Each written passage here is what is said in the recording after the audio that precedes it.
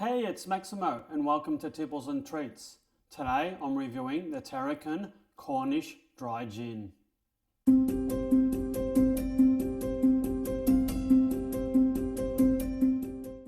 Hi there, thanks for joining me again. In today's video I'll be reviewing the Tarquin Cornish Dry Gin. Now this particular bottle was a special present from Joe's sister. Joe's sister visited us from England earlier in the year and she bought this as a gift for us. Now it's already been opened because one shouldn't not open a gift, and if it's spirits, try it out in front of the gift giver. So this one is opened. Now this comes from Cornwall. Sadly, they don't ship this to Australia, so this is probably the one and only bottle that we'll ever try. I'm quite eager to have a taste of this. Joe's had a couple, and I think Joe's sister's had a couple, but I haven't had any, so it'll be a new experience for me. This particular bottle is handmade. It's made in batches, and each of the batches are slightly different from each other. This particular bottle has got a label of orange blossom as far as its character is concerned.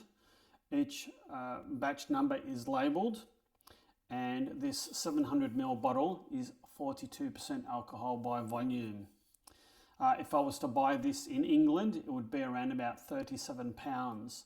I can't buy it in Australia, so there's not much point in converting it to Australian dollars. So this bottle is orange blossom in character, and it's distilled with violets and fresh orange zest. There's also 11 other hand-picked botanicals that are added to this to make this batch a little bit different from the other batches. It's very nicely done, the bottle. It's sort of a frosted glass and embossed bottle, and the top of it is dipped with paraffin wax just to give it a really fantastic handmade sort of finish.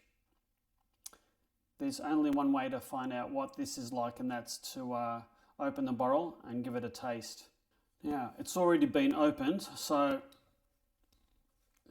I won't have the pleasure of cracking open the paraffin wax seal. All right, I shall pour a bit. Not much of a glug at all, must be the bottle shape. Right. Not much in the way of legs on this. A little bit, not much. I have got some tasting notes to help me. I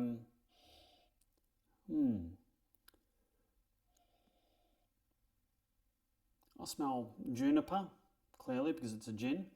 It's sort of piney.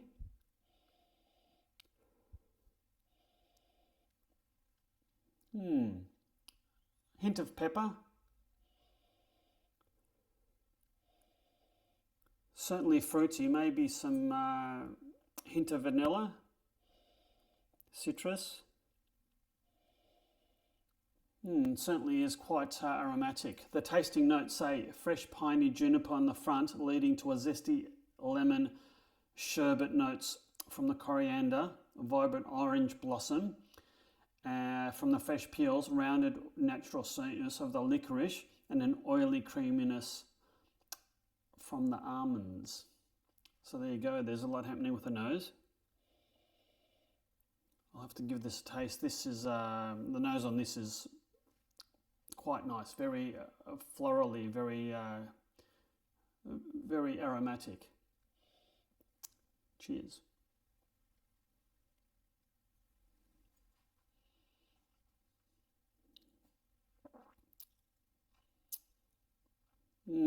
That's quite unusual.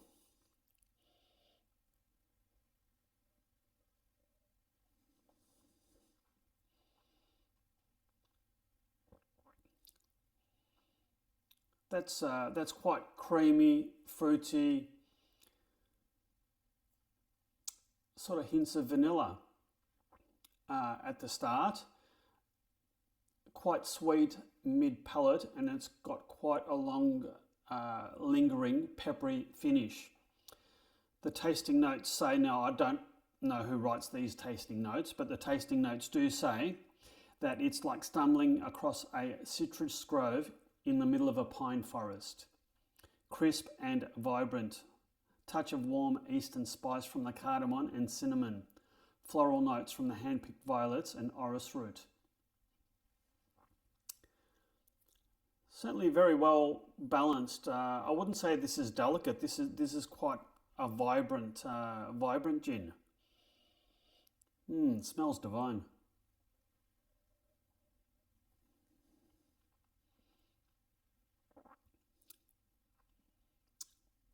It's so much going on. It's so complex and nice, and certainly nice warming finish. It's not harsh at all. It's a very pleasant gin straight.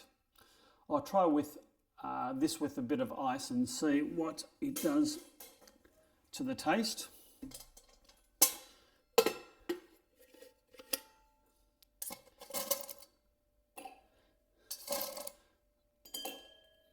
And one more for good measure. So the tasting notes say that the finish is smooth and bright, a touch of a sherbet's sweetness, while remaining classical dry with a juniper lead, a hint of oily, fresh citrus, giving it a full mouthfeel, leading to some gentle, warm spice, lingering floral complexity at the end. Well, I think all of that is definitely there and more. Quite a complex gin, this one, quite complex.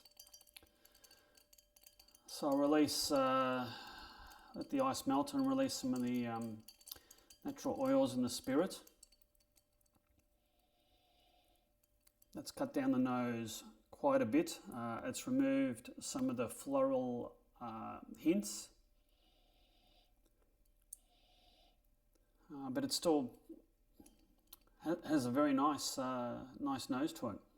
I'm going to try this. I'm eager.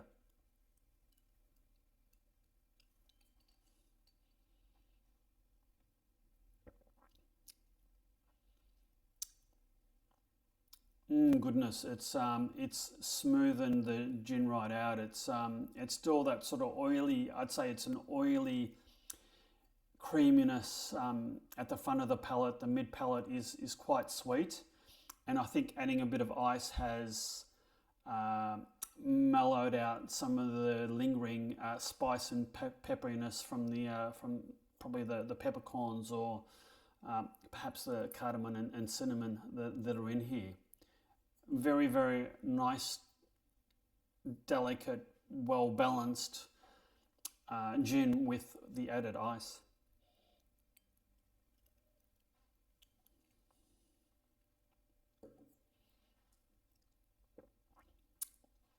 That's such a nice gin. That's one of the nicest ones I've tasted for a while. Now we've got to try this with a bit of tonic. Alright, I have my Schweppes Indian tonic water. Now I won't give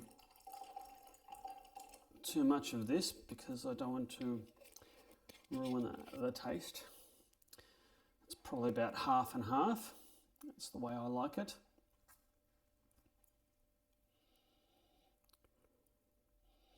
But the tonic hasn't done that much more to what the ice did in terms of the nose. It's still there. It's quite florally and citrusy. Bottoms up.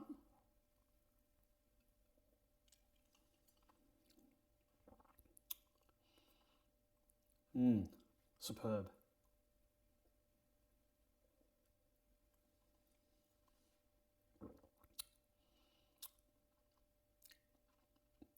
That's such a nicely well balanced, delicate gin and tonic. It's not harsh at all. It's not bitter.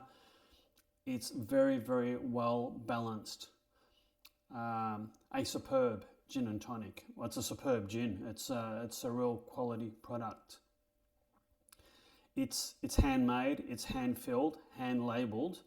and hand topped with paraffin wax. And I think in terms of the spirit, I think you can tell that a lot of care has been put into this, because the end result is simply superb. It's one of the best gins I've had for quite some time, and compared to a lot of the Australian gins, I think it's a bit more, perhaps not in your face, maybe a little bit more well balanced and well rounded than some of the bolder Australian gins, and that might be because of some of the ingredients that are used. But Pauline, thank you so much for a superb gin, the Tarquin Cornish Dry Gin. It's been fantastic. And on that note, cheers.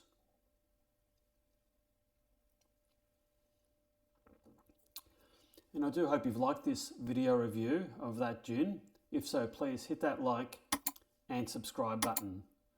And until our next video review, you take care and cheers.